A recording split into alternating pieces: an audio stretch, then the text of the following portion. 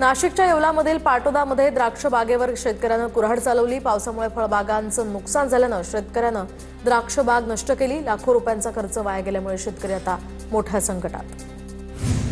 कोकणात अवकाळी पावसामुळे काढणीला आलेलं भात पिकाचं मोठं नुकसान। कोकणातील शेतकऱ्याला आर्थिक मदत मिळावी, अजित पवार गटाचे चिपळूणचे आमदार शेखर निकम यांचं उपमुख्यमंत्री अजित पवारांना निवेदन। मालेगावमध्ये सततच्या पावसामुळे टरबुजाचं उत्पादन घटलं। फळाची वाढ खुंटल्यानं सुद्धा आकारात फटका, तर स्थानिक बाजारामध्ये कमी दरानं विक्री करण्याची शेतकऱ्यांवर वेळ। धाराशिवच्या तुळजापूरमधील कारखान्याकडील थकीत बिलासाठी शेतकरी आक्रमक। छत्रपती शिवाजी महाराज चौकात शेतकऱ्यांचं आंदोलन। थकीत ऊस बिल लवकरात लवकर देण्याची शेतकऱ्यांची मागणी। अमरावतीच्या धामणगावमधील शेतकरी अनुदानापासून वंचित। फार्मर आयडी आणि केवायसी मधील त्रुटींमुळे शेतकऱ्यांना अनुदान नाही। क्रांतिकारी शेतकरी संघटनेचे जिल्हाध्यक्ष कपिल पडघणांची तहसीलदार कार्यालयामध्ये धडक। येत्या मंगळवारपर्यंत अनुदान न दिल्याचा आंदोलनाचा इशारा।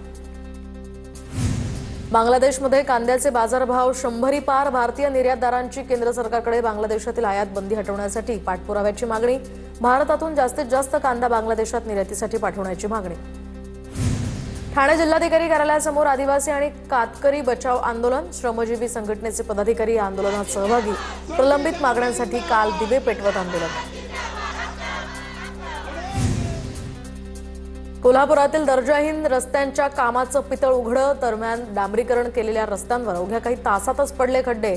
शिंदे सेनेच्या मेळाव्यासाठी घाई गडबडीत केला होता रस्ता। मार्केट यार्ड परिसरामध्ये ही अवस्था समोर। परभणीत शेत रस्त्यांवरील अतिक्रमण काढण्याच्या मागणीसाठी ग्रामस्थांचं जलसमाधी आंदोलन। तात्काळ कारवाई करून रस्ता मोकळा करण्याची ग्रामस्थांची मागणी। नाशकात येत्या शनिवारी निम्म्या शहराचा पाणी पुरवठा बंद राहणार। रविवारी देखील कमी दाबानं पाणी पुरवठा होणार। विल्होळी जलशुद्धीकरण केंद्रावर तांत्रिक दुरुस्तीच्या कामासाठी पाणी पुरवठा बंद। वाढीव जीएसटी अनुदानासंदर्भात समिती स्थापन करण्याचा नगर विकास विभागाचा निर्णय। निर्णयानंतर परभणी मनपा कर्मचारी संघटनेचा जल्लोष। परभणी पालिका मुख्यालयासमोर कर्मचाऱ्यांचा जल्लोष।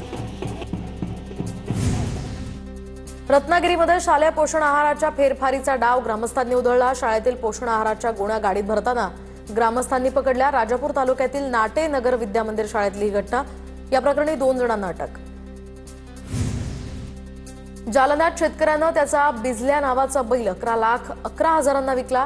दरम्यान घोड्याला सुद्धा घाम फोडणारा अशी बिजल्या बैलाची ओळख होती। तसंच शंकर पटातला हा बैल असल्यामुळे बैलाला जास्त किंमत मिळाली। धुळे तालुक्यातील बिलाडी ग्रामपंचायतीला आता ग्रामस्थांनी कुलूप लावलं। ग्रामपंचायतीच्या भ्रष्टाचाराची चौकशी करण्याची माजी सदस्यांसह ग्रामस्थांची मागणी। भ्रष्टाचार करणाऱ्यांवर देखील कठोर कारवाईची मागणी। त्रिपुरारी पौर्णिमेनिमित्त प्रतापगडावरील भवानी माता मंदिरामध्ये दीपोत्सव संपन्न। याचवेळी मंदिरामध्ये हजारो दिव्यांची आरास करण्यात आली। यामुळे संपूर्ण मंदिर परिसर उजळून निघाला होता। जळगावच्या कार्तिक स्वामी मंदिरामध्ये 2100 दिव्यांचा दीपोत्सव साजरा। देवासाठी आता 33 प्रकारचा भोग अर्पण। लाखो भाविकांची कार्तिक स्वामींचं दर्शन घेण्यासाठी आणि दीप लावण्यासाठी मोठी गर्दी। पुरंदरमधील यमाई शिवरीत अक्कलकोट स्वामी समर्थ पादुका पालखी सोहळ्याचं प्रस्थान। शिवरीमधील तुकाई मंदिरातील मठातनं पालखीचं प्रस्थान। पालखी प्रस्थान सोहळ्याचं यंदा 8वं वर्ष। महाराष्ट्र मध्य प्रदेश सीमेवरून वाहणाऱ्या वाघ नदीच्या कोरणी घाटावर गंगा महाआरती संपन्न। हजारो भाविकांनी आरतीवेळी लावली हजेरी। गडचिरोलीच्या अहेरी तालुक्यामध्ये अनधिकृतरित्या चालवण्यात येणाऱ्या आशीर्वाद हॉस्टेलवर महिला आणि बालविकास विभागाची कारवाई। 49 मुली आणि 42 मुलांची सुटका। सर्वांना शासन मान्यताप्राप्त वसतिगृहांमध्ये दाखल करण्यात आलं। पार्थ पवारांच्या जमीन व्यवहाराप्रकरणी पुण्यामध्ये ठाकरेंच्या शिवसेनेचं आंदोलन। महायुती सरकारच्या आशीर्वादानं भूखंड लाटल्याचा ठाकरेंच्या सेनेचा आरोप। सोलापूरमध्ये पवारांच्या राष्ट्रवादीला मोठा धक्का। शहराध्यक्ष सुधीर खरटमल यांचा अजित पवारांच्या राष्ट्रवादीत प्रवेश। उपमुख्यमंत्री अजित पवारांच्या उपस्थितीमध्ये पक्षप्रवेश। जळगावच्या भुसावळमध्ये एकनाथ खडसेंसोबत लढणार, तर माजी आमदार संतोष चौधरी यांची घोषणा। 2 कट्टर विरोधक नगरपालिकेच्या निवडणुकीमध्ये एकत्र दिसणार। भुसावळ नगराध्यक्ष पदाचे एससी आरक्षण मॅनेज, संतोष चौधरींचा आरोप। नागपुरात मंत्र्यांच्या बंगल्यावर सुरू असलेल्या उधळपट्टीची एसआयटी चौकशी करा। नितीन राऊतांची सरकारकडे मागणी। तर नागपुरातील रवी भवनामधील मंत्र्यांच्या बंगल्यांच्या डागडुजीसाठी 1 कोटींपेक्षा जास्तीचा खर्च। सोनं 1,19,800 रुपये प्रति तोळा तर चांदीच्या दरात 1,000ची वाढ। चांदीचे दर आता 1,49,000 रुपयांवर बुडाली। दापोलीतील आंजर्ले समुद्र किनाऱ्यावरची ही घटना। रायगडच्या नागोठणे इथल्या रेल्वे फाटकावर गेटमॅनची अरेरावी समोर तर स्थानिक तरुणाशी मराठी बोलण्यावरून घातली हुज्जत। मनसेच्या दणक्यानं गेटमॅन अनिल कुमार निलंबित।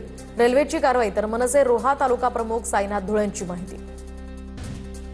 बँकेला बनावट सोनं देणाऱ्या बीडच्या सोनाराला पुण्यातनं अटक। आरोपीकडून 2.5 कोटींची फसवणूक।